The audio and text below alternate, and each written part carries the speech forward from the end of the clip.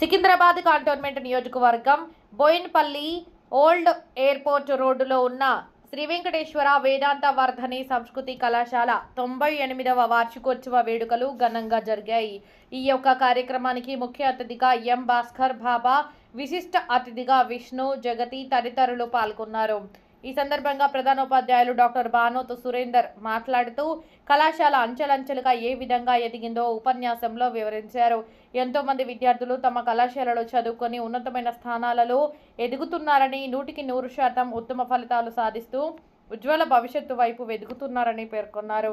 ఈ కళాశాలను ఉస్మానియా యూనివర్సిటీ నుండి ప్రత్యేకంగా తిరుమల తిరుపతి దేవస్థానం అనుసంధానంతో ప్రభుత్వం పరిశీలించి విద్యార్థులకు ప్రోత్సాహం ఇవ్వాలని విజ్ఞప్తి చేశారు. విద్యార్థులు, అధ్యాపకులు ఎంతో ఉత్సాహంగా వేడుకల్లో పాల్గొన్నారు.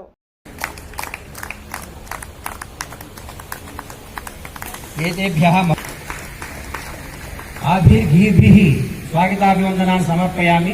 ఏతద్ అనంతరం ఏతత్ సభాధ్యక్షः ఏతత్ సభా కార్యక్రమాన్ని నిర్వహించి అహం ప్రార్థయే.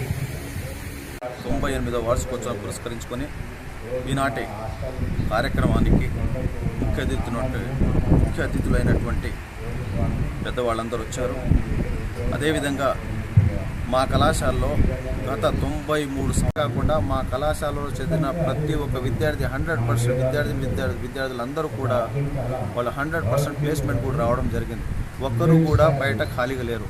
కాబట్టి మీ అందరికీ తెలియజేయడం అనగా ప్రతి ఒక్కరూ మీ ద్వారా నేను తెలియజేసి తిరుమల తిరుపతి దేవస్థానం వారి కళాశాల సికింద్రాబాద్ బోయిన్పల్లిలో ఉందని మీరు చెప్పి మా పిల్లల్ని చేర్పించగలిగితే మీకు మా ధన్యవాదాలు తెలియజేస్తున్నాను. అంతేకాకుండా ఈ కళాశాలలో ఇక్కడ వచ్చినటువంటి ఉపాధ్యాయులు, మీడియా మిత్రులు మరియు పెద్దవాళ్ళందరికీ కష్టపడి పేరున మీకు అందరికీ ధన్యవాదాలు తెలియజేస్తూ ఓం నమో వెంకటేశ్వర.